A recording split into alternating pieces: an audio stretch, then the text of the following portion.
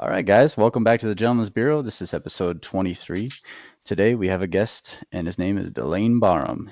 He's a work colleague, and he's very knowledgeable in Hebrew, Latin, and more importantly, conspiracy theories.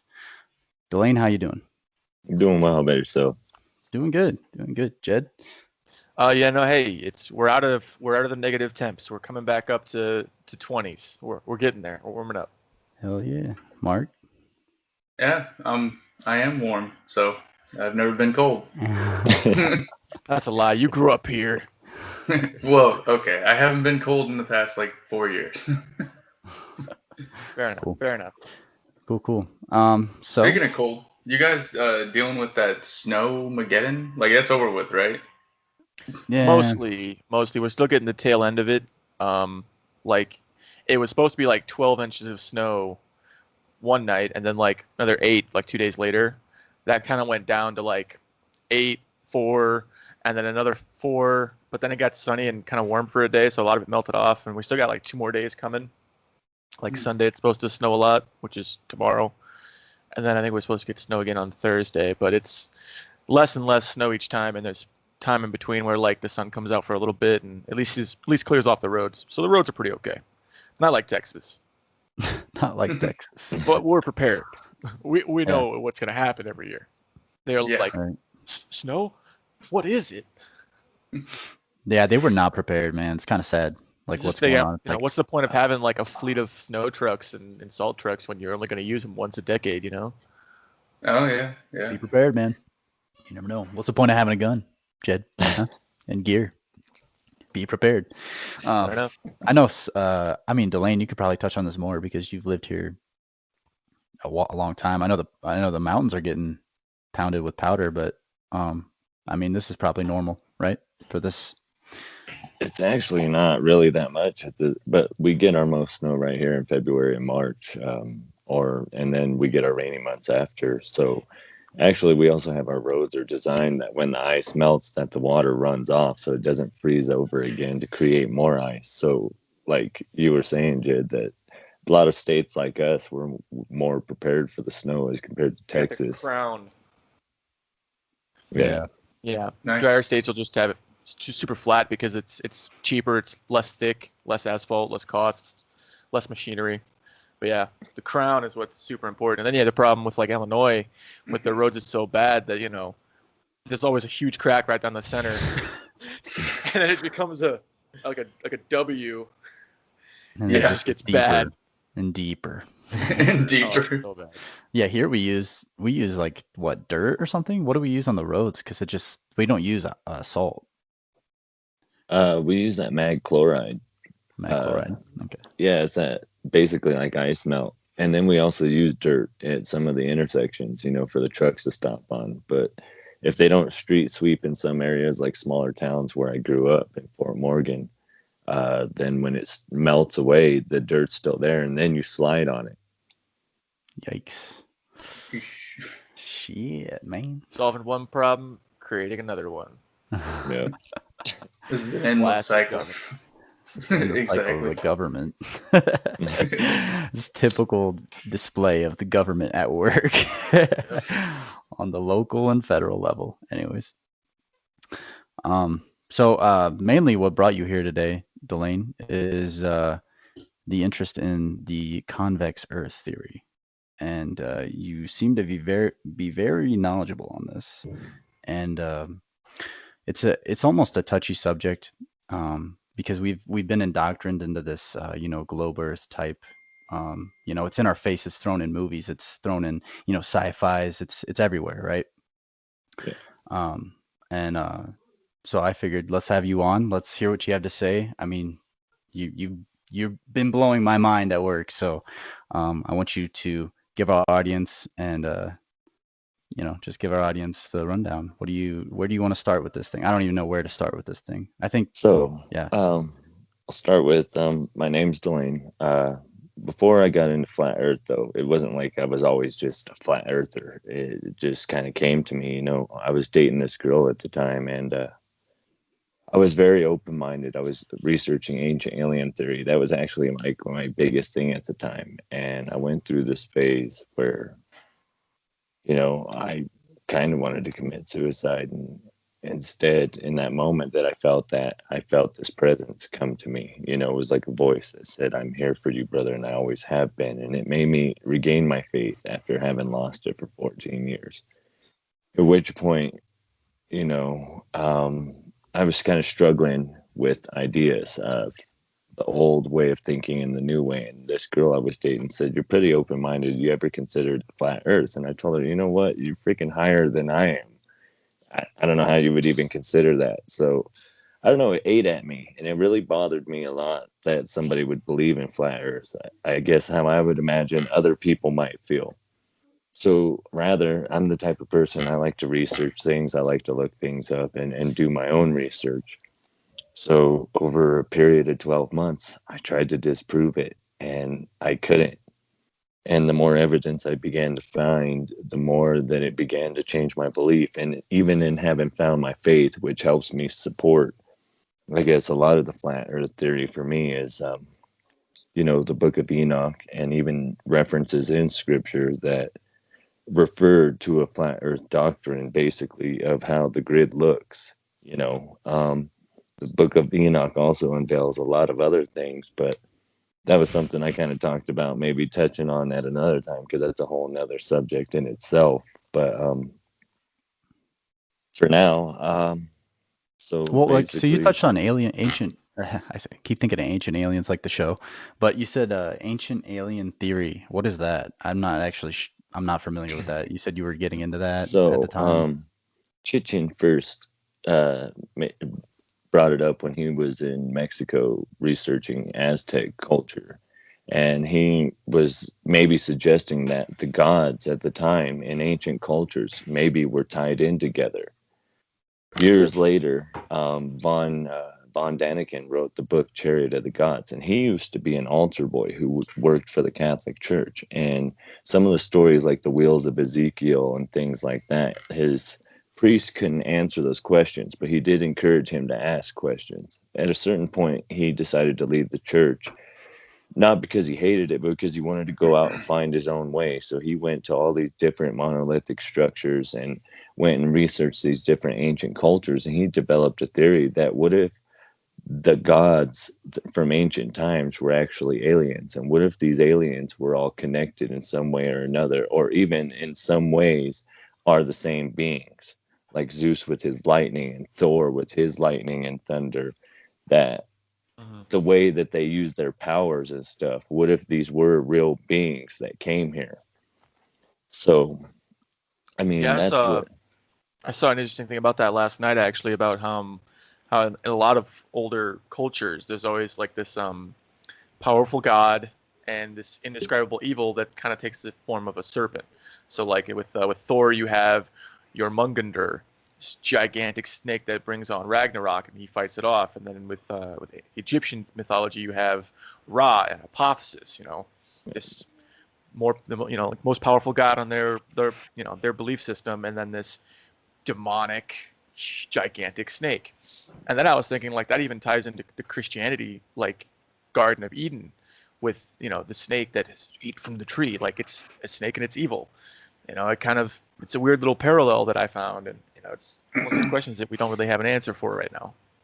Actually, if I might touch on that, that's something that the Book of Enoch kind of goes in more in depth on as well. Like, so Adam, being Adam, right? That's the Hebrew name for him. When he sees the being, he sees it as a beautiful angel. He sees it as what it is. It's Eve who sees it as, well, she sees him, she's deceived. She sees him as the angel, and Adam's the one that sees it as a serpent, and that's how he knows that she was deceived.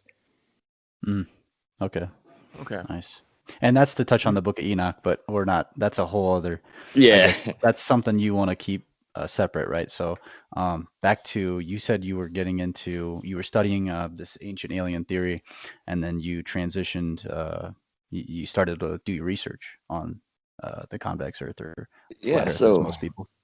it was very hard things for me to let go, to let go of science and math and let go of ancient alien theory and really approach ideas in a new way. Because in order to embrace a new idea like my faith, right, I can't exactly make that work into the world of things. So obviously now I'm also a creationist and I'm a flat earther, and saying just those two things basically take away your credit in anything else you would say. So even if I know a lot of things and I could tell you about a lot of different things, ancient cultures, histories, I could tell you about different types of ways, like the way of samurai really fascinates me. And I really love Japanese culture. It's why I modeled my tattoos after the Yakuza Japanese samurai type tattoos.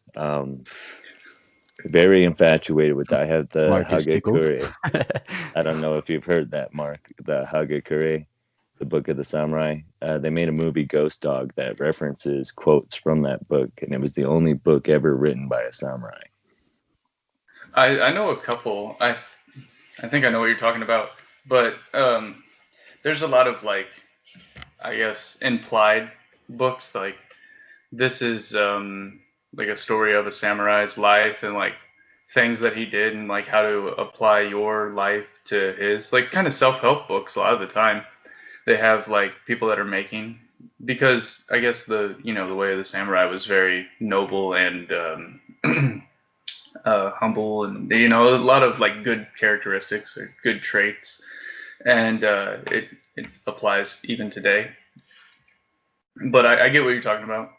I'm not too familiar with that exact book. So what Hagakure means is hidden by the leaves, or the hidden leaves, and the symbol for it is actually the symbol I put on my wrist, which is three cranes, also forming like a holy trinity. Um, Basically, the samurai, he became a monk in his later years, and samurai had the rule of two, and you had one master and one apprentice. And this guy, he's telling you secrets of the samurai that weren't otherwise told unless you were training to be a samurai. So that's what I mean by it being the only book of the way of the samurai, um, that they say is ever written. And it's a very popular book out there. Anyways, besides that, and even knowing about other ancient cultures, if you say you're a flat earther, you say you're a creationist, right away, people, that takes away from what you're saying. Okay, it takes away the validity of what you might say, no matter how intelligently you try to approach it, even if you have reasons. So rather, with the flat earth thing, what I tell people, and a couple people have actually become flat earthers since, told them, rather than say it's wrong and that you don't agree with it or that it's stupid, tell me why it's wrong. Show me evidence, show me proof, because there's things that I could offer you in return that might make you reconsider. Now, my point here is to offer another light. I don't think I'm going to change everybody's minds here today that the earth is flat. And for me, I don't feel that it is important whether the earth is flat or if it's a globe.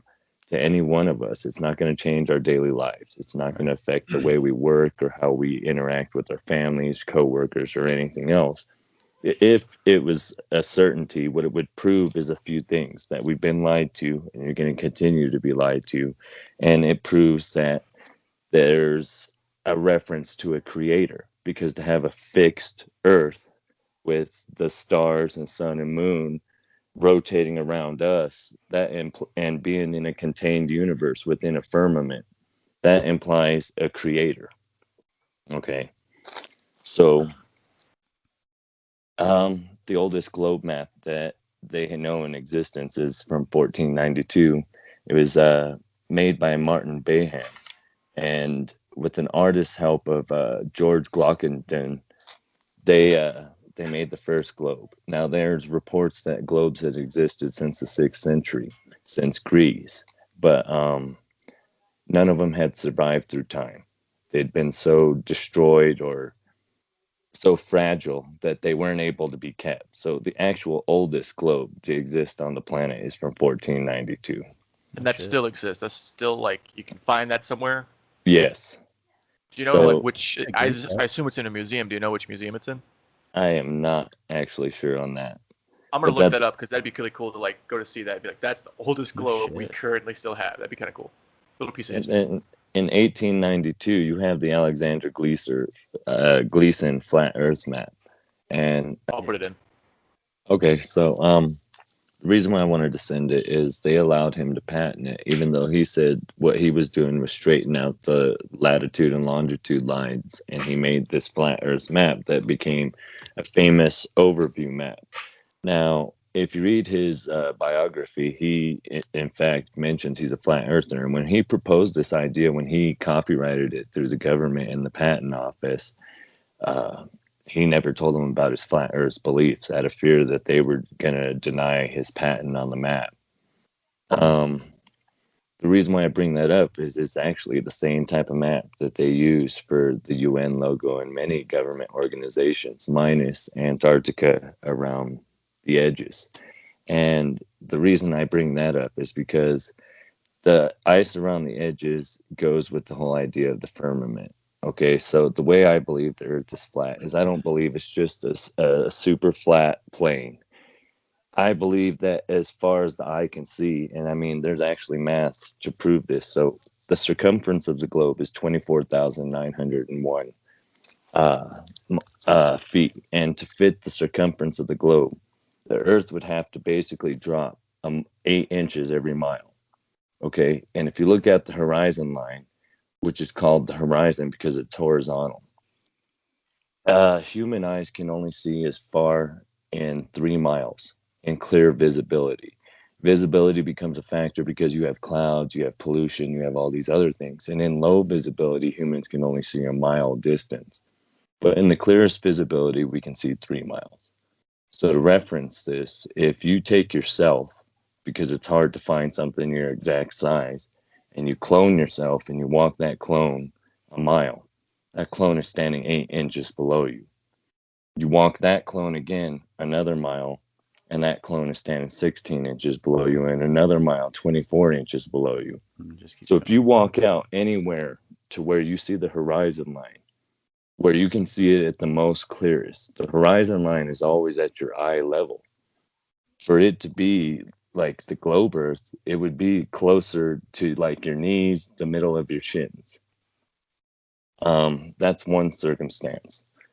There's another documentary, and I understand the one that just came out with Netflix with the main guy who represents Flat Earth community making it. Dude, That dude, was, that's opposed opposition. I feel like that's like, I feel like it was propaganda, if and it's it on was Netflix. promoted because there's another documentary. It's called The Convex Earth, and you can find it in English or you can find it in Spanish. It was made by 7 Brazilian scientists that came together, and they wanted to, with the new, well, it's not new, but with flat Earth coming up again, they wanted to approach the idea unbiasedly, basically. And they had a team of astronomers, cartographers, geologists, topographers, and civil engineers participating. Some of the team, they were globe earthers, some of them were flat earthers, and some were undecided. They proceeded with this documentary over a period of 7 years and ran 7 tests. Each of these 7 tests were held in a few locations, and they ran between 3 and 5 tests for each of these tests, yielding results that proved. And okay, so a little history on it is that the scientist who headed the project, his name is Urander Fernandez de Oliveira. He's founder of the Daquila Prequasis Institute. And with the 7 experiments, what he had yielded is that he says it refutes that the Earth is totally round. And what they came up with from that documentary is they had decided that the Earth is convex in the land areas and flat in the watery areas, with an ice wall separating land that is beyond the land. Okay, they had an artist render a sculpture of what they had taken pictures over 7 years. They put a bunch of GoPros up in Earth's upper atmosphere. They took a bunch of pictures of the Earth for 7 years, and they had an artist sculpt this and what the globe is and put them side by side. Now, what he came up with is basically same description that General Admiral Byrd had when he talked on live television about Operation High Jump. Yeah. So there's a lot of secrecy around the Well, there's project. so much I found there's so much into it. There's so much to it. Like, okay, so you talked about the firmament. Can you tell the audience what are you talking about there with the firmament? It has to do with the Bible. I know Well, people it's back not home. just in the Bible, it's actually in Egyptian culture, it's in Nordic culture, it's in Sumerian culture, the Oh, Mayans, the Navajo. Many cultures believe in it. And there's these things called stone handbags. And people believe they used to be just these decorations people would carry around. But if you compare those to the flat earth maps of the time from the ancient civilizations, that's basically what they're sculpting for you, a 3D flat earth map. And so, anyways, they all talk about a firmament, even the Aborigines, even in the Bible, and they all refer to it as if it was a molten glass. So, all of that would refer to later points that I have about the molten glass. But so basically, the firmament is the dome that exists that keeps us from the waters. So, Genesis chapter 1, verse 7, it says, "And God made the firmament and divided the waters which were under the firmament from the waters which were above the firmament, and it was so." And there's many references to the firmament in scripture, and it's very important because von Braun mentions the firmament, which is very questionable who's since Werner who's Von von Braun? Yeah. Braun, he came from the Nazi party. He was a Nazi scientist, and he came over to America during Operation Paperclip, where we brought over Nazi scientists and gave them false identities, American slash German identities, to allow them to live here and avoid war crimes. Now, Werner von Braun, he was the founder of NASA, which NASA was founded October 1st. I have that in my notes. So it was October 1st, 1958, which is after Operation High Jump, which led into Operation Dominic, and then that also led into Operation Fishbowl. So going back, I guess, to give you a little history on that. Well, first, the firmament. He mentions the firmament on his gravestone. It's unique because he created rockets for Germany. Von Braun. Create, Von yes, Braun he mentioned did. this on his gravestone. And he created the first rockets in the world for Germany. And then he came over here and basically created rockets for NASA and founded NASA. He put Psalm 19:1 on his gravestone, which Psalm 19:1 is, "The heavens declare the glory of God, and the firmament showeth his handiwork." So for him to mention the firmament only So weird. applies to a flat earth grid. Now going back to Operation High Jump, which was from 1946 to 1947, this was only supposed to be a 2-week mission and ended up taking a period of a year. They went over there under the guise that they were going to Antarctica to see if the Nazis, in fact, had bases down there. But what they really went to do is see if we were, in fact, had a firmament and if there was an outer edge and it was the ice wall. There, he says that they crashed planes into it and that at least 5 military planes, they shot at least 2 missiles, which he doesn't say what they were. I believe they were nuclear missiles because after that happened in 1947, there was the Antarctic Treaty. And in the Antarctic Treaty was the first time, and it has never happened since or before, that the world was forced to sign a treaty that no one can go there, declare any land or any of the minerals or anything from Antarctica until the year Well, 2047, which dude, is 100 years later. this is what put me on the edge. Is this right here? I was studying Operation High Jump, right? And then I took a look at that map that he sent, right? And so in the map, right, Antarctica is all around. It's encompassing Earth, right? Mhm. That's what put me on the edge. Is I was like, wait a fucking minute. Wouldn't that make sense that the Nazis would want to capture all angles around the Earth? They would want to take over, like, right? Like, wouldn't you? Okay, if you wanted to take over the world, right? Wouldn't you go to like these spots around Antarctica? Like, doesn't that make sense to fortify up there? And then like that makes sense and To then I looked into surround the world. Operation right around the world, and then it made sense that Well, Operation High Jump, they went over there to see. Well, they said to find Nazis or whatever, but I mean, if they were doing that, like, goddamn. And then there's the operation. How are the Nazis gonna survive there for one, right? That's So all I'm there's saying. actually that also ties into, I guess, another conspiracy theory about the colonias in Argentina and Chile, where Well, also through Operation Paperclip, Nazi scientists went down there. And there's a rumor that Hitler actually died in 1984 in Argentina, and that after Admiral Byrd died after Operation High Jump because of what he said on national television, he actually died 2 weeks after that interview. yeah. And rumor has it Weird. that Hitler was the one brought down there to take over that operation after he had passed. And a little history on General Admiral Byrd is that he was the real life Indiana Jones. He's the first person to actually survey Antarctica. And when they started Operation High Jump with 13 countries' help, they appointed him as the top of the mission. And when they did some missions in terrain they didn't understand, in other countries, they would bring General Admiral Byrd in to help give them a battle plan. That's how well known he was around the world. So it's not like he was just some crackpot who came out. Now, he doesn't go out there and say the earth is flat. What he comes out there and he says is there's an ice wall. And the ice wall is so massive, and there's something blocking us from getting there. And that's where he talks about how we crashed planes into it, shot missiles into it. But beyond that, there's land. And in that land, he says that we had coal, gold, silver, all these things that could help the world survive over. And he declares that the land beyond the ice wall is the size of the United States.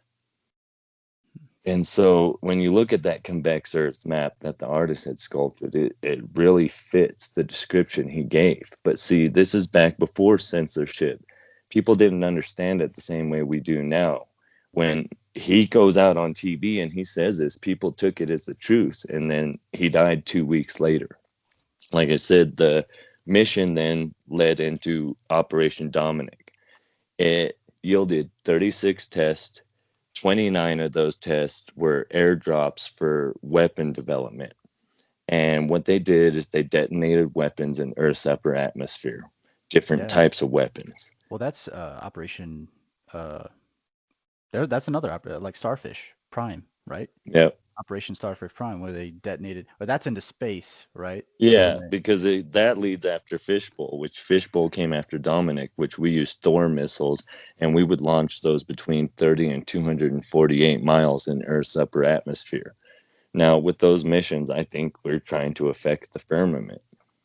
I mean, that is my own perspective on it, but leading from there, I guess, going into the now, NASA, when they were formed, 1958, NASA, if you go to Hebrew, there's a word, it's nasha, and it means to lead astray, to deceive, or morally to seduce. Also in it, they have the vertices, which represents like a serpent tongue, which people always tie that to a serpent yeah. being deceiving. But also the 7 is a vertices. Vertices in Greek and mathematical terms means the highest point or top of an apex. NASA says that they put that vertices there in homage to the first Apollo mission. But in doing your research in the first Apollo mission, one of the astronauts, became ill and was unable to attend on that mission. So there was actually only 6 pilots that went on the first Apollo mission. From there, what I have is I have some scriptures that I wanted to read because they reference points. Job chapter 37, verse 18. It says, "Hast thou with him spread out the sky, which is strong and has its molten looking glass?" And see, that's just a version of scripture. And again, like I said, many cultures believe that there's a form of a molten type glass that exists there. So what I wanted to bring that up for is because there's what is called the Libyan glass. And Libyan glass, I believe, because scientists they don't know where it comes from, they don't know what it is. It's 98% molten silica, and the formation temperature of it is 3,092 degrees Fahrenheit. And they found these in the desert. What I believe that there possibly are is what meteorites caused, because meteorites have to come through the firmament. If there's waters in, like, ancient cultures, the way they believe it is, if we're living on a flat earth grid with mountains and terrain that is convex, then there's the dome around us. It's separating us from waters above us. Okay. So if there's waters above us, then if things are hitting the glass hard enough, it could potentially break through. With that, causing a meteorite to come down to our Earth. Now, meteorites share a commonality with some of the things found on the ocean floor. Basalt. Things inside of basalt are pyroxene, uh, plagioclase, and olivine. The same things in meteorite are pyroxene, plagioclase, and olivine, the same material. So I suspect that the same material in a meteorite is in the same things in the surface of our ocean. Now, with satellites and debris in the air, if we're listening to what NASA says, okay, because I want to make another point about satellites is that I don't necessarily believe in satellites, because the way that the world works is through triangulation and cell towers. And I can actually offer you at least 18 different things that operate in the same way that satellites operate, or the way that they say that the satellites should operate for us. And if you notice, when you leave rural areas or cities, and you go to more remote areas, your service starts to go down. Your maps don't work as well. Now, if we were off a satellite like they say we were, it wouldn't happen that way. The way that it's happening, it shows that we're still using ground technology, which was developed when we were actually testing missiles, which long range navigation, or LORAN. That's one of those things. Cell towers, high altitude airships, high altitude platforms, lighter than air vehicle, high altitude long uh, endurance, high altitude long operation, StratSat, airborne relay communication, Helinet systems. Uh, there's high altitude shuttle systems, small balloon systems, nano balloon systems, Google Loon systems. There's the stratospheric platform systems, high Hold on, Google's altitude. got a system too? Fuck. Yeah, they do. And the Fuck high you, Google. I altitude should have long known. endurance demonstrator, undersea cables, and DARPA. And one of the things I wanted to show is one of the maps of the cables that go worldwide on a worldwide grid for triangulation of those purposes, where your cellular data basically transmits a signal. They're able to triangulate that signal from all of the data they have on the ground. It's not the satellites itself. But again, the reason why I bring this up is there was a photo I wanted to share, and this photo has what it should look like according to what NASA reports. And what they're reporting in the sky is that there's 3,372 satellites. And as of January 2019, there's 128 million smaller than 1 centimeter pieces floating around Earth's upper atmosphere. There's 900,000 pieces 1 to 10 centimeters floating around Earth's upper atmosphere, and also 34,000 pieces of debris 10 centimeters or higher floating around in Earth's upper atmosphere. It's like, are these debris from like what satellites that have apparently disrupted or like has been Been destroyed, or like decommissioned and destroyed. So they yeah. say that there's over 2,000 satellites. That's what the debris is from that They are used to floating just around. throw space junk all over the place too. And So that as well. So then Okay. my point about that is, why, when the NASA astronauts, I mean, they're in the space stations or in their shuttles, why is there no space debris? Why doesn't it show all of this clutter from the satellites and stuff in the air? And next point being the Van Allen belt, which they had brought up in the 60s. The Van Allen belt being a thing of radiation. It's like a magnetic energy field that they say exists outside of Earth's upper atmosphere, right? And with this energy field, they say if we fly through it, that you'll die. Yet somehow we managed Didn't they to say get like out. it's going through like a million X-ray machines or some? Is that the one that what they were talking about? Like I if you think go so, through it, yeah, because it causes a huge amount of radiation to you. It's very deadly to a human. They said we couldn't fly through it in the 60s, yet somehow we found a way through it to do all of our Apollo missions. Okay. Well, And in we have radiation 2014, shielding, don't we? well, in 2014, on actual Fox News, there was astronauts saying they were chilling in Earth's upper atmosphere. I think I sent you the video before, Lane. I don't know if you made it to the part, but the astronauts say we're just my chilling shit. in Earth's upper atmosphere right now because we can't leave because of the Van Allen belt. Come The fast forward exosphere or 2018, NASA is not even making that a secret that they can't leave Earth's upper atmosphere at the moment because of the Van Allen belt. So, I mean, at that point, I'm kind of confused on how you're saying it's so deadly that it'll kill us. Yet we were able to fly through it. Then you can't fly through it, but yet we're able to send other things through. Now, when you're talking about shielding for it, there is a reference. They say robots and stuff like that, it's not as affected by the radiation as us. We're an organic being. So what they're saying is that it's going to kill us. So if you're sending things out through it, but still, in my belief with the firmament, though, I don't think we've ever been to space. So for me, I don't trust NASA in the way that most people do. And I know that's hard to fathom. But like I said, I had to rethink the way that I thought about space. And through other research and stuff, the stars and the planets, I'm not saying they're not real. I believe they're there. I just don't believe they are what they're telling us that they are because I honestly think they don't know what they are. I think they're trying to give us the best explanation for what they might think it is. Maybe they are lying to you, but in reality, no one can really say. If none of us are up there looking at it, we're not in outer space, we've never seen it, we've never been there. No one can really say if it is real or what it is. Now, I have a theory about what I think they are, and there's sound.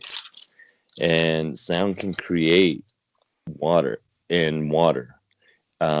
This is known as okay, sorry, let me get to my notes. I had a lot of stuff written down. So Yeah, we've been listening man, we've been attentively. listening. Yeah. Jed smoked a whole pack of cigarettes. I've never seen him smoke a cigarette before in my life. It's only like 4. What'd you say? Your voice was a little. It was only like 4. It was only like 4. My name is Jed, and I have mesothelioma. okay, so I don't think those cymatics. are related, but okay. It's not. Cymatics is seeing sound through frequency and vibration. The energy of a sound wave in a fluid can create flashes of light. So you've seen Mandalas created by people producing sound underwater, and they take a picture, and there's a Mandela that forms within there. Now, if you actually compare what a star looks like from a telescope from your backyard, and everyone has access to it, and I had photos of that as well. I wish I could have shared the video with it, but the way that it reacts is like an energy ball, and it reacts as if the same way that the energy reacts when you apply it to water, which in theory, in the flat earth, if there is in fact a firmament and there is water above, there's the theory of Eden or Argatha, right, in the center of the earth with these people. Now, the Nazis believe this as well with the Brill Society because there was a people down there that they say existed were named the Vrilya that had really light, like almost fluorescent, glowing skin and blonde hair. And they were a futuristic society that lives in the center of the earth. Now, You told me, what'd you say at work? You said because I asked about shit like that, and you were like, dude, you look like the Vrillia, and I was like, what the fuck's that? And then like you just went on about that shit, and I was like, Jesus Christ. well, because the Vrilya I believe to be something else, which also ties back to the Book of Enoch, which are the Nephilim. Okay. Yeah. which I don't know if you want me to get into that Dude, here. I'm honestly, you're blowing my mind, like the shit you're talking about. So just keep going. If you want to bring it up, yeah. I mean, I'm learning a lot about ancient cultures and shit too. So, Like, well, basically in the book of Enoch, okay, when it talks about the Nephilim, which is also referenced in Genesis, but people don't understand because they're just depending on a person to tell them what the scriptures say. Now, even though I say I'm faith-based, I grew up in the church till I was 10. My grandma was my Sunday school teacher. I lost my faith for 14 years when my mom had cancer, and I was praying and things didn't change, and I lost my faith. I branched out and I learned about different cultures. I practiced Buddhism, the Tao Te Ching, the I Ching. I went out, I read the book, like I said, I read the Satanic Bible, just trying to learn other things. I studied ancient alien theory. I started studying ancient cultures. All I wanted to quest for was the truth. And then I was See, brought back he to didn't my go to Tom faith. Cruise. Yeah. That's what yeah. happened. Oh, shit. So when I say I believe in a faith, I don't claim to be a denomination. I worship a true risen king and I call him by his actual name, his Hebrew name, Yahuwah. God and Lord are titles. Those are not what his name were in the ancient text. And I practice from a book called the Sephir, which is the divine scrolls or divine book. This book was published only about 4 or 5 years ago, and it was a retranslation of the Hebrew text from the Dead Sea Scrolls found between 1986 and 1996. The tablets, they're dated to be about 4,500 years old, which are the most ancient writings of the Bible ever discovered. There's 87 books in that compared to the 66 books in the King James Bible, which only existed since 1611. Before that, you have the Ethiopian Bible, which Christian Bible exists 800 years prior to that.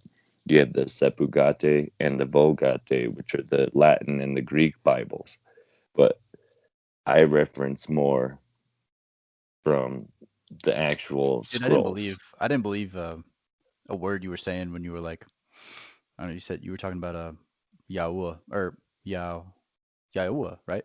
Yeah, That's his real name. And I didn't believe it. I was like, dude, whatever, man, it's Jesus. And then I like went, or it's God. And then I went in, I actually opened the Bible. I actually went in and they reference Yahuwah and then I am. And that's what yeah. I was like, damn, dude. Like, fuck. It's crazy. So Yahweh has an actual meaning to it, and it's made up of four characters: the Yod, A, U, A, because it's read backwards. And what those represent, the characters, was behold hand, behold nail, each character. But as a whole phrase, what it represents is that I am every thought ever thought, I am every dream ever dreamt, I'm every word ever spoken, I am everything from the beginning to end and everything in between. I am that I am. The same phrase basically he says to Moses or Musha in the desert. Now, Matthew chapter 5, verse 43, I guess, if we're going to reference this with the Messiah. His real name in the Hebrew is Yahusha. And in that verse, Matthew chapter 5, verse 43, he said, I will come to you in my own name, and you will receive me not, but one who will come in his own name, him you shall receive. If you look at different, in this, I kind of wanted to touch on a little more with, I guess, the pagan origins of Jesus Christ, which isn't his actual name. And there's translations that show why that isn't his name. And actually, if you go back through history, you'll find that Pontius Pilatus, the one who crucified the Amashiach or the Messiah, which he was actually strung up upon a tree, not a cross, which is Greek translations because the Greek created the stake or the cross, which it was referred to as a stake. The Catholic Church just went and changed the word to a cross to give idol worship, which that's what I believe that is, to praise any imagery like that. But the Amashiach or the Messiah, when he was crucified, there was a sign made and it said his name in four different languages, and one of those being the Hebrew. And at the time, they had made the Hebrew people forget their original language. And Pontius Pilatus was told, if you put this up here, you're going to make him a martyr. You're declaring him the king of the Jewish people. He said, it was written, and so shall it be done. And that's where that saying comes from. Mm. And that's how the name leaked out again. Then it was buried until we discovered the Dead Sea Scrolls, and the name was discovered again, the true name of the Father and the Son. But I mean, I could go into another in-depth discussion about what each name means in the translations leading up to Jesus Christ, but kind of wanted that to be for something else. Yeah. If that's Yeah, okay that's with you guys. I Yeah, mean, that's fine. Whatever you want. since we're on the whole flat Earth subject, because this is a Right. whole Yeah, bounce around. topic in itself. I had a Okay. couple questions about that too. So you were saying that one theory suggests that the stars we see in our sky is actually sound waves reflected through water, correct? Correct. So how would that explain how a lot of times from the same perspective they're the same throughout the year? Like the zodiac signs and constellations and Polaris. So And, they're meant to be that way. And that's what I'm saying. The flat Earth theory implies that there is a creator, and the planets, they're a lot like the stars, especially if you look at them through a telescope. And with that, they're more solidified than the stars, which we use those as spiritual guidance throughout all ancient histories. We've used the planets and the constellations. There's I looked to the now Egyptians. going. I looked to the Egyptians for that because the pyramids, the way it lines up with everything, like yeah, with our the three kings. ancestors were huge into astronomy, and they were more knowledgeable. I think they're more knowledgeable than we are now, because the shit that they put on in hieroglyphics and everything, what we're finding, every time we find a new hieroglyphic, it's like, holy shit, these guys were intelligent as fuck. Like, shit. Whenever we can translate it, yeah, we find that they're a little bit smarter than what we give them credit for. But I mean, with mapping and you know, computing, I guess math Yeah. doesn't change much. Nope. Yeah, math is math is math. 2 + 2 will always be 4, unless we get into some weird intradimensional theories that aren't even fully fleshed out yet. But with what you're saying about, like, ancient Egypt being smarter than anybody gives them credit for, they were smart enough to take their language and another language and then a third language and be like, let's put these all on the same stone, saying the same thing, just in case somebody loses the translation. That's a level of, like, foreknowledge that we just don't have anymore, right? Exactly. Right. So I mean, they built the fucking pyramids. We still can't figure out how to redo that with our sciences. It's like, actually, to touch on that, there was a seminar, and it's about the flood. It came out in 1988, and it was the Mesopotamian archaeological evidence, about 1800s cover-ups. And the elite, if you will, went through to these archaeological sites that proved that there was a great flood in the areas, and they excavated these things and put them back up, restored them to make it appear as if there wasn't a flood, as a great cover-up. The reason why I reference this is because that great rift in the Milky Way, there was actually a theory on that, and it used to be called the Dark Rift by the Mayans prior to scientists declaring it as the Great Rift. And the theory is, and they put this in your face, like with The Simpsons. There was an episode, Homer hits a home run, and it goes up and it hits the glass, but it's not the glass, it's the sky, and the sky breaks like glass, and water pours in the stadium. So there was reports from all over the world, and this is the Sumerians, the Polynesians, the Mayans, the Aztecs, the Navajo, the Inca, the Chinese, all reported that the sky had split in two and a great water poured out of it.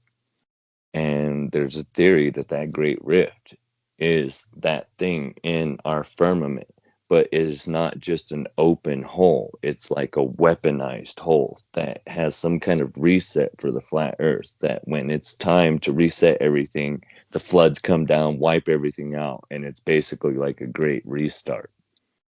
And A great the reason reset. why I bring this up is because it ties into what I'm telling you about the sound. I know it's a very in-depth explanation. Now, there is a world within the center of the earth that the Nazis believed. These people are more advanced than us, and they're on a higher level of consciousness and spirituality than us. Now, the belief is it's a theory out there that we're in hell, okay? And that by using this energy that is the opposite of the flat earth, because as above, so below, by using this energy that they're harnessing, they're able to transfer our souls back into the system. That's how come we may have been part of the great reset before, when people are reporting that they have memories of past lives or things like that to explain reincarnation and stuff. That's what I believe. We're like trapped by energy here. There's a theory, and people are out there trying to use this white magic with blood with intent. And I don't know if you've ever heard of it, but what they're saying is you put your intent out there that the earth, we want the earth to be restored or whatever, and you put your blood on it. And that's blood with intent. It's a white magic to help open up the spirituality and consciousness of the world so that people can make a migration to that center point, which there is a belief that the North Star at the North Pole, when the Big Dipper goes around it, summer, spring, and fall, it forms a swastika. That's where the swastika symbol came from in all ancient cultures and why they think it's important. That swastika is the X marks the spot to the center where we would go to achieve spirituality and escape from this hell, this prison that they trapped us in to use our energy. Because your energy doesn't just dissipate, and it doesn't just burn, it has to burn out, but in our lifetime that energy doesn't just burn out. So when we die, that energy is still here. It has to go somewhere else. Because in theory, even though I believe in faith, my belief, and because I believe what's in the scripture, no one's in heaven or hell, and that's what it says in there. It's judgment day for a reason. Nobody goes to heaven or hell until judgment day. So there was a waiting place created, which is Sheol, which is also referenced in Flat Earth's depictions, the underworld of waiting, where time doesn't pass for those of us who are there. But the theory is that Sheol may not be that dark waiting place that we think, but may be enlightened spirituality. And that's where we need to go to truly awaken our spirituality. Fucking blew in my mind. So back to the sounds, shit, though. dude. Like, what the fuck? Like I said, there's an antithesis to the flat Earth underneath, which has its black hole, if you will, antithesis of what I'm saying is to the center of the Earth in the Antarctic. From this, it creates a toroidal field, right? And this is spiral energy, the Fibonacci sequence, the toroidal field that generates from our own solar plexus, creating our own aura. This toroidal field that creates the same as in the firmament, because going to sacred geometry, there's what's called the Genesis pattern. In the Genesis pattern, it basically proves the existence of God to an extent. That's why they call it the Genesis pattern, because it's sacred geometry, the flower of life, the seed of life, the tree of life. These were symbols that were throughout ancient culture that you never seen the full symbol, and you'd be killed if you seen it, because it gave us math and science by the angles and how everything was shaped. In the Genesis pattern, the way it's explained is consciousness was created. Like in the beginning, there was light, right? So with light came consciousness, and consciousness exists in nothingness and nothing in space. So for consciousness to move around in space, consciousness has to create an aura. Once consciousness creates an aura, it duplicates itself. And it took a period of 6 days to duplicate a cell. And that's what it became known as the Genesis pattern. And this is proven in cells, like you mentioned, Lane. Is that the 3-6? Is that like the 369, like the square? Like I drew it out where it's like a Metatron's cube is Metatron's also cube. part of that. All of it's sacred geometry. It leads one to the next. It goes the seed of life, the flower of life, the fruit of life, the tree of life, and so on and so forth. There's Metatron's cube. All of these things are part of sacred geometry, and they're throughout all ancient cultures. Is that because the cultures knew how like farming worked, like seed to fruit? Like, okay, wait, I'm confused. So they say that this type of science came from their gods. And in the book of Enoch, it says that 200 messengers or angels, and this is why I studied ancient languages, okay? Because you have what are substitutions and transliterations. The word angel came from a transliteration. So the word for angels in the Hebrew is malakia, which means messengers. And in the Greek, it was angelos, which means messengers, which was then transliterated to angels. So really what they are is messengers. Angels isn't really what they're called. So these messengers, 200 of them were on Mount Hermon, and they wanted to mate with mortal women. So they decided to make a pact. And because they were like, if we do this, if one of us does this, all of you will tell our father and we will all be punished. But if we make a blood pact here and now and all 200 of us stand together, then we can justify each other. So Man, they that shit'll never basically work. That shit'll never work. You get 200 people together, they're gonna be like, man, I'm telling everybody I fucked this bitch. No. So they Man, I had a mated with fine honey up mortal on the women. mountain. I had a fine honey up on the mountain the other day. You never believe it. And they created monsters. They mixed their blood with everything on the planet and they created the Nephilim. And in turn, they showed these women magics and magics that were the dark magics, alchemy, all of this stuff that gave us knowledge to this extent. And that's where a big belief of where these magics came from. So when it comes to You aliens, want a nice woman? Show her magic. Are you talking about like magic, like so? The back Gathering. in the day, yeah, like the Gathering. Like I rolled a d20 and I rolled no, but no, I mean like so back in the day, like things were more simple. You know, you just farmed, you lived off the land, you ate the fruit of the god or of the earth. You know, it was just very simple. But like now, it's more of a the society we live in. It's us communicating through this technology. Is that what you're talking about? Like they gave them the this is magic. Advanced technology. Like this is magic, or Maybe. what do you? they gave us the knowledge. They taught us how to use magics to manipulate the earth and change the energies of the earth. Okay, so I believe that's where the monolithic structures came from. So going back to that, there was actually an astronaut in the 1980s who applied the Pythagorean theorem to the globe. And what she found is that each line that forms the triangles, on those lines of the triangles where you're on land, that's where every monolithic structure is. So they're tied to a power source on a world Wait, grid. she used the globe theory. So Well, wouldn't that prove? I just call it the globe for the reference of what she said. She applied it to the earth, to the map. Okay, So, anyways, there's a guy named Chris Seeley, and he says because when templates are about when templates are built on nodal points, they can possibly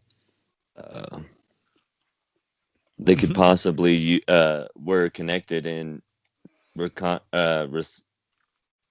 resonance and capacitating with the illuminant and subsequent toroidal field, thereby initiating the fracturing of the dome above the flat earth, allowing in the waters above, causing great floods, and therefore the complete electrical shorting of the temples to the ground, which would explain the evidence of the electrically fried and disintegrated stone obelisk found at or near temple sites. No, with no apparent covalent bonding remaining in the crystal substance. So, I mean, that goes back to that seminar with the flood restoration, is that there's signs of electrical damage to these devices. He thinks, like I had mentioned to you at work, Lane, that a lot of the pyramids, even in the Mayan culture, the Aztec culture, Egyptian culture. Pyramids found all over the world. At the top of them, they're designed like a tuning fork, and they hold a frequency, and they can Well, resonate a frequency. and Tesla was trying to harness this in south of us in Springs. Yeah, with the Warden Towers, Yeah, and he 369. He was obsessed with 369, and yeah, I love talking about Nikola Tesla, but I know we're not going there. But he found the with the pyramid. There's something called the 3/5 or the like the circle of fifths in music, right? So yep. you have the perfect fifth, and then you have the perfect fourth. The perfect fifth is a 3-2 ratio, and the perfect fourth is a 4/3 ratio. But yeah, I think that's where you're going with this. I hope that's Yeah, where but you're going. that circle of fifths, every fifth note in music is a demonic note that calls upon demons, which is also the magic that is part of what those messengers gave us. Like alchemy, things like you're talking about with Aleister Crowley, those type of magics. They gave us the dark magics of this world, Is there good but magics? they Are also we gave allowed us to touch? knowledge, though. They gave us knowledge. But we did Right. gain knowledge through the whole idea of being cast out of Eden with the fruit. Um, by gaining knowledge, what was actually sinful in action is that to cover up our sins, to cover up the fact that we now have knowledge, we know we're naked, we're no longer innocent. So naked is no longer innocence because we know we're naked. We had to cover our flesh, to cover our sins. We had to introduce murder into the world by killing an animal and covering our bodies. That's how sin was born into this world. And that's where the book of Enoch gets way more in depth into what actually transpired in the beginning. So have we been talking about the Book of Enoch, or have we been talking about flat Earth? I think you keep Uh, merging the two, but I understand Yeah. why because well, they because it's very relevant to the situation, right. and it was removed from scripture for reasons that they don't want the world to know, basically. You're talking about like the Catholic Church, which is like Yes, known for like bad stuff with destroying little things boys. and killing the most people of any institution in the world. And like Anton Zander LaVey had referred to in his Satanic Bible, if the church is the longest lasting institution in the world, who knows how to better lie to the people and tell them what they want to hear? Yeah. And even in scripture, it tells you are to read the scripture, to pray on it, and ask for guidance and discernment. Our purpose isn't to listen to another man and what he believes what scripture is. Well, okay, so I would like to, because I am religious, but I've been reading King James, right? So is there a way to get a translation of like in English where it says uh fucking I keep forgetting his name, dude. Yeah, Yahweh. Yahuwah. Is there a way to get a translated version of that, or is it very like kept off the So you can. It's the Sephir. That's what I'm saying. It's sphere? $100 Bible that you could buy on Amazon. Of course, it's Okay. 100. Or Wow. you could buy it for $25 on your phone. And it's what is retranslated now properly because this How do is you spell that? Paleo Hebrew. It's Cepher. And it's the Paleo Hebrew because there's two dialects of Hebrew that exist out there. And the Dead Sea Scrolls, they're the most ancient text of Hebrew, so it's the original writing.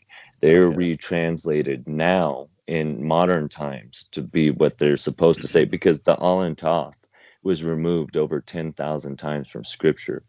Multiple books were removed that were canonized as non-scripture that actually exist in the Dead Sea Scrolls, which were found in caves, some of them partially burned and mostly destroyed. The most full book that they found was, in fact, the Book of Enoch. But these things look like they were hid and stored away because, the Catholic Church led a campaign to kill many people for their beliefs.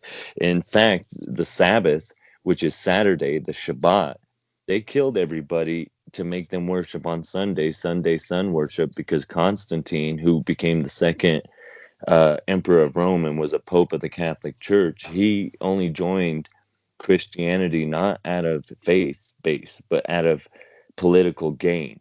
he changed a lot of things in the Catholic Church to reference what he wanted to as a sun believer. Hmm.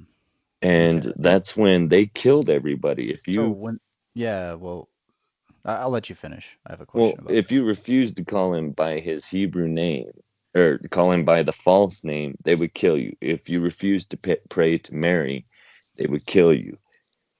That's when I feel that the mark of the beast actually transpired, and that the beast head that Revelations talks about is the events that the Catholic Church had put the people through. Ah, okay. What was my question? My question was, you said he worshipped the sun, right? Is that so? That's like there's sun worship, and I'm trying to tie it together because, like, like Aztecs, Mayans, like sun worship was huge and shit like that. Like, so what do you mean by like Constantine was like Well, worshiping the sun sun? worship was a big thing with pagan cultures. So, going with this, my big thing, like I was explaining at the beginning of the podcast, is my beliefs are rooted in scripture, but in original scripture. Right. Like I said, these tablets, they've been dated to 4,500 years old. They're as old almost as Egypt and Sumeria. Okay. And I get that the Bible has been retranslated, mistranslated, and there's a lot to the book of Enoch that I would like to talk about, but it's really hard when people are in doctrine. Kind of like I explained it to you at work, Lane, where it's like having the cure for cancer and you want to share it with everybody, but not everyone's willing to accept it. So it's something you kind of have to usher into softly, because some of the things I might say might actually make a lot of people very angry. And I mean, Yeah, I mean, a lot of people, I mean, everyone pretty much knows the Earth is a globe, right? Like you go to anybody on the street, you'd be like, "Hey, is the Earth flat or round, or is it a globe?" They'll be like, "Yeah, it's a globe." But then you get you coming along, and it's like, "No, now." Like they don't like people don't want to be. People I don't like mean, it when you challenge their beliefs. right, and they don't. You, you would be going against NASA. You would be going against all these photos. You would be going against all the shit that we have been literally since kids. Like I feel like they throw it in our face. Like Universal Studios, right? Like the big, first thing you see is the globe, right? And then like what's that show? Truman Show. It's a movie, but it's called The Truman Show. But it's like he Yeah. opens. It's like holy shit, dude. And then The Simpsons, which if anybody has watched The Simpsons and followed current events, they fucking know it all, dude. I feel like that guy's a time traveler. Listen, man, yeah. you're found out. You're a time traveler. The guy who creates The Simpsons. It's over with. So I mean, like when you said it, like, because I heard it from my dad. I've heard it from people at work, at previous work, like, oh yeah, flat Earth. And I just was like, dude, fuck off with that shit, man. I didn't want to hear it. And then you started talking about like Hebrew, and then like all the old text, the Book of Enoch, and then like you were saying the same shit my dad was saying, and I was like, holy shit, dude. I was like, Hmm. all right, let's give it a whirl. Let's have him on the podcast. I feel like Well, you. before you came to work, I was actually ridiculed a lot. And it took me a long time to get to the point where people actually, Oh, they're like, I don't oh, know if they're Lane says he's mocking me. cool. Well, I mean, so when I Let's told stop people I was a ridiculing. flat earther, they just made fun of me. And as I've had chances to explain more of why I believe that and why it's something that I believe in, people, I guess, are maybe embracing it a little more. You know how Adam was like, well, you do a podcast about conspiracy theories, you should hear this guy on flat earth. But before, everyone was like, oh, this guy believes in flat earth. Here he is, the freak. Poke at him. Well, Look at dude, him through this cage. yeah, you've Hmm. given the most. You've honestly, I've heard it all. I've heard all the attempts, but you've given the best, uh, I guess your in your eyes explanation as to why you believe the way you believe. And dude, yeah, your beliefs is your beliefs. It's almost like a religion, right? It's Yeah. like, hey, you believe something, that's cool. Like, fuck, like that shit's deep. Like you just went into like so many different. I mean, Yeah, I feel like you're not even done. You probably like you wanted to go in the Book of Enoch, which, dude, whatever you want to do. I mean, we And want to that's let's bring further you down on the rabbit hole. again for the let's do like a have you on and we just talk about like ancient I guess Christianity, Hebrew, Book of Enoch and Judaism. whatnot. Yeah, I'd like that to know sounds like more about that. That's another Yeah. thing that would be Yeah. way more, yeah, something we could do like a whole episode on. It'd be really cool. But I think you've enlightened me a little bit just today, because I honestly didn't know anything about flat Earth theory, concave Earth theory, or anything like that. I just, I get on a plane and I'm like, yeah, it works this way, and I fly over to Japan, and obviously the sun comes up here whenever it goes down there. So I don't, I don't get it. But I mean, we're I guess it was nice to hear a little bit more in depth, and more of the reasons why you think the Earth is a different shape than everybody else. But I don't know if I'm changed. And like you said before, it doesn't matter. It's not going to affect our lives whether we think the Earth is round or flat or anything like that. So it's just neat to hear the argument, for sure. Yeah. I'm always quick to think that the government's lying to us, so I can kind of I believe believe that. that 100%. Yeah. What? Well, Jed, why would you think that? They are here to help us, and they're here to tell us the truth. They've never lied to us. Dude, come on. Come on, Jed. The government is built on lies. That's what they do. That's why most of them are lawyers. That's Oh, why dude, Jed's that's dad right, lives in a dude. cabin in the woods. Isn't that weird? No shit. They're all lawyers. It's like, Back in the Yeah. day, and like this is something that like it totally isn't involved in this conversation at all, but now that we've brought it up, back in the day, Congress was made up of farmers. wow. Well, I think we should go back to that. Like, No. Like think about it. Like back to like the original Congress. Most right. of them were Oh, yeah. plantation owners. There was a couple lawyers like Alexander Hamilton, Aaron Burr.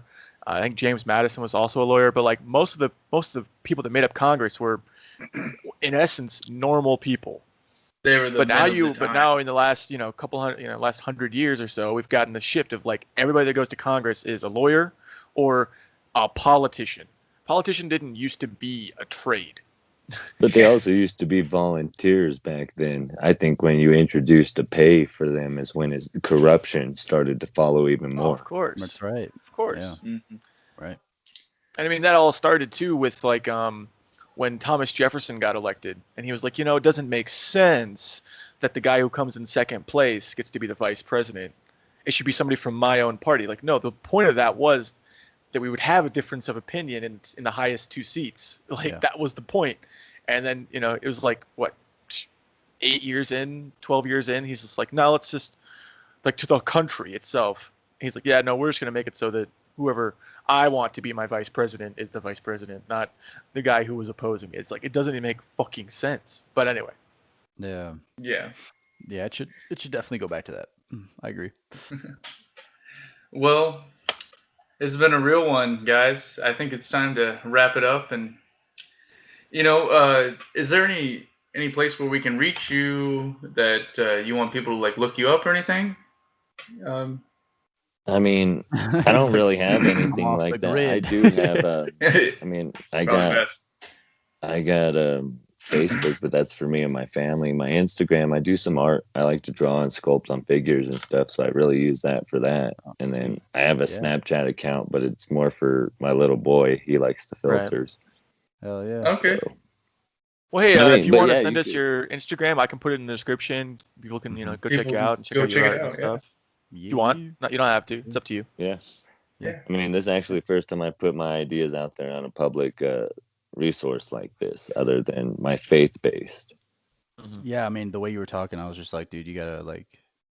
Some people are probably gonna reach out. Like they're gonna be like, yeah, dude, or they're gonna put something else in there. Like add more information. But yeah, dude, Yeah. you know a lot about a lot. We're probably gonna have you on again for sure. Yeah, I would definitely like to be. I mean, I could talk about a few topics if you'd like. I mean, Hell yeah. Yeah, it seems like, yeah.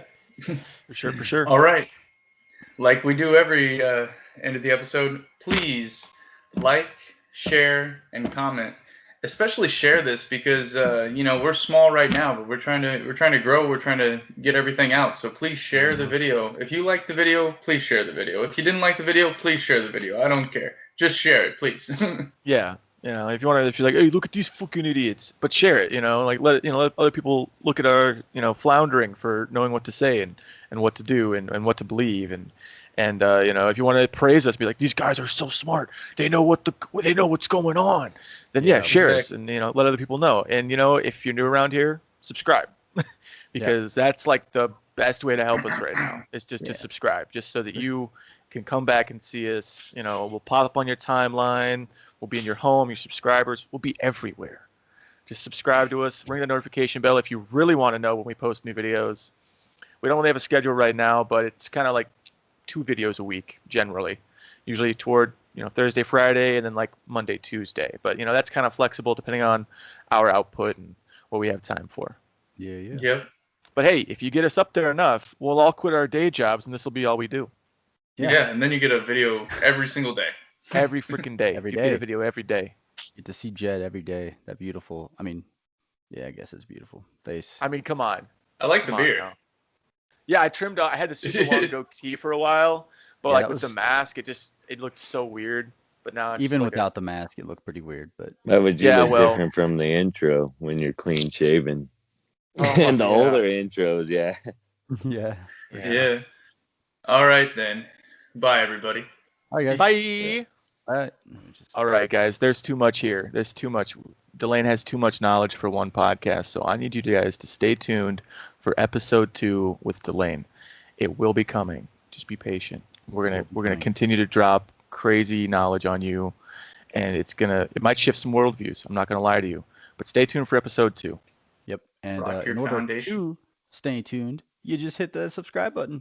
And And we're right back to the subscribe. So yes, Yep. stay tuned for part 2 of this.